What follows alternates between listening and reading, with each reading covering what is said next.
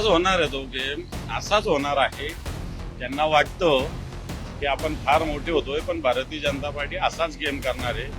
गनिमत आणखी 2-3 ठिकाणी झाला असता, पण ते वाचले एकाच ठिकाणी झालं. बिलकुल शेतकऱ्यांची कर्जमाफी या सरकारने केलेली आहे. ही कर्जमाफी अतिशय बोगस आहे. ही कर्जमाफी नव्हे तर ही कर्ज वसुलीची मोहीम आहे. बिलकुल शेतकऱ्यांची कर्जमाफी या सरकारने केलेली आहे. ही कर्जमाफी अतिशय बोगस आहे. ही कर्जमाफी नव्हे तर ही कर्ज वसुलीची मोहीम आहे. विधानसभेच्या प्रचारात राज्याचे मुख्यमंत्री असलेले देवेंद्रजी फडणवीस, उपमुख्यमंत्री असलेले एकनाथजी शिंदे साहेब यांनी 7-12 कोरा कोरा कोरा अशी भाषणं केलेली खूप ठिकाणी. आणि मला असं वाटतं कोरा करण्याचं आश्वासन त्यांनी पाळलं, उलट भोरा झालेलं. आणखी त्याच्यावर आणखी वेगवेगळे कलम, वेगवेगळ्या प्रकारचं 7-12 लिहिलं जात आहे.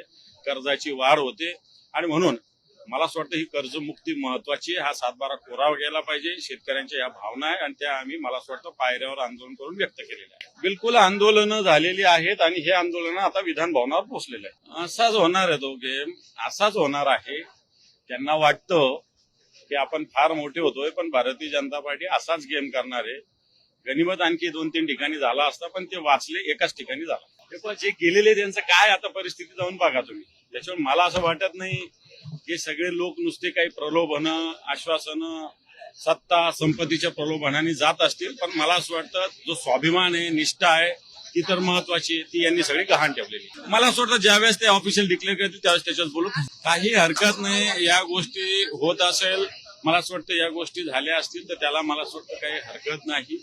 शिवसेना माननीय उद्धवजींच्या नेतृत्वाखाली या लोकांना मतदारसंघात तोंड दाखवायला जागा ठेवणार नाही आणि येणार का ज्यावेळेस निवडणुका येतील त्या शिवसेनेचे तरुण लोक आम्ही निवडून आणू.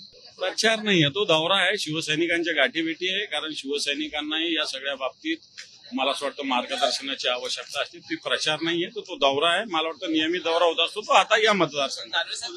ज्यावेळी पक्ष फुटतो किंवा आमदार जातात आणि मग खासदार जातात, त्याच्यानंतर शिवसेनेचे नेते हे दौऱ्यासाठी बाहेर पडतात, त्याआधी का पडत नाहीत हा देखील मला असं वाटतं आपल्याला ज्ञात असेल मागच्या काळात अतिवृष्टीसाठी उद्धवजी ठाकरे साहेबांनी किमान मला असं चांगलं आठवतं की 24 ठिकाणी दौरा केला होता.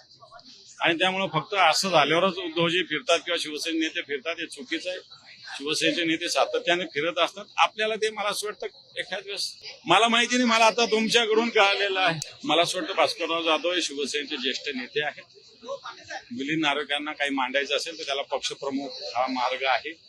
अशा पद्धतीनं फार सोशल मीडियावर अशा पद्धतीने भूमिका पक्षाच्या व्यक्त करण्याची आवश्यकता नाही.